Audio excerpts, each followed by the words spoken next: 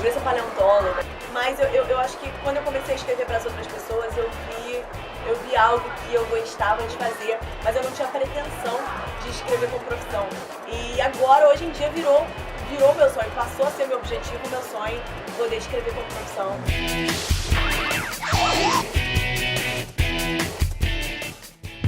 Eu achava interessante isso, entrar na mente de alguém através das páginas. E aí eu falei, vou tentar criar o meu universo, vendo o que dá. E aí eu fui escrevendo. E aí quando eu cheguei ao fim, eu mostrei para minha mãe. Falei, escrevi um livro. Aí ela gostou, mostrou para minha professora gostou. Eu fiquei meio perdido, assim, eu não sabia que era um livro aquilo. Para mim era só uma história da minha cabeça. Quando eu comecei a escrever, eu não sabia se eu ia mesmo publicar.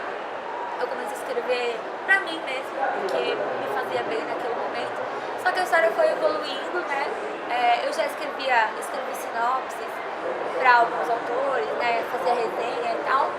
E aí eu vi que ficou uma história bacana e tentei publicar. E aí deu certo, né? Eu comecei com 15 anos, mais ou menos, eu comecei a escrever fanfic. E foi quando eu aprendi a escrever para as outras pessoas, quando eu deixei de escrever só para mim. Foi um processo muito bacana, foi algo muito interessante, porque foi um aprendizado muito grande. Você aprender a escrever o que os outros querem ler, não só o que você quer ler, mas o que os outros querem ler também. Sempre tive esse sonho, era desde pequenininha, o meu primeiro sonho era trabalhar com Maurício de Souza. Então eu escrevia os meus próprios gibis, eu grampeava um monte de folha sulfite, fazia, e eu falava que ia ser redatora dele. O sonho acabou se tornando um pouquinho diferente, mas um diferente que eu amo hoje.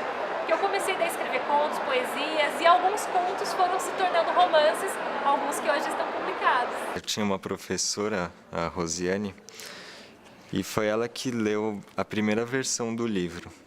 Que quando eu comecei a escrever, eu não tinha intenção de formar um livro, estava escrevendo por diversão. E aí ela soube disso e pediu para ler o que eu tinha escrito. E ela gostou, e ela que me incentivou a buscar editora e tal. Ela até corrigiu a primeira versão. Boa parte dos alunos que leem muito escrevem bem. E eles têm um repertório.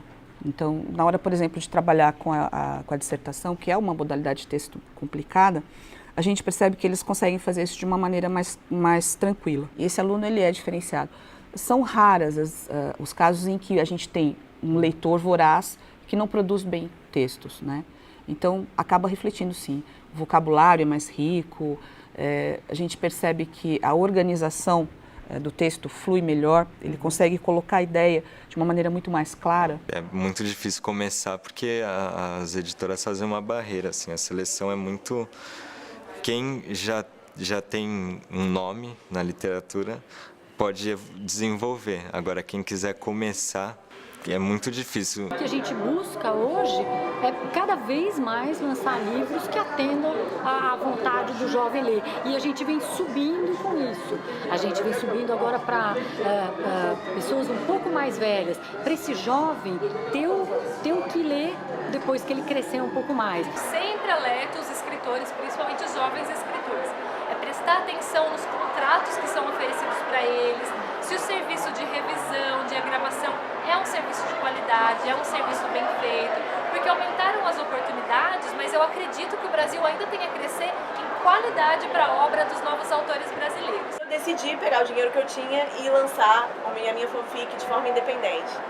E eu fiz isso até porque eu queria conhecer o mercado editorial. A gente sabe que não tem faculdade para fazer qualquer coisa, você tem faculdades para qualquer profissão, mas para livro, para ser escritor, não tem faculdade. Você precisa apenas gostar de escrever e sentar e escrever um livro. É uma carreira promissora, sim, dá para você chegar onde você quer chegar, mas você precisa entender como funciona esse caminho até lá.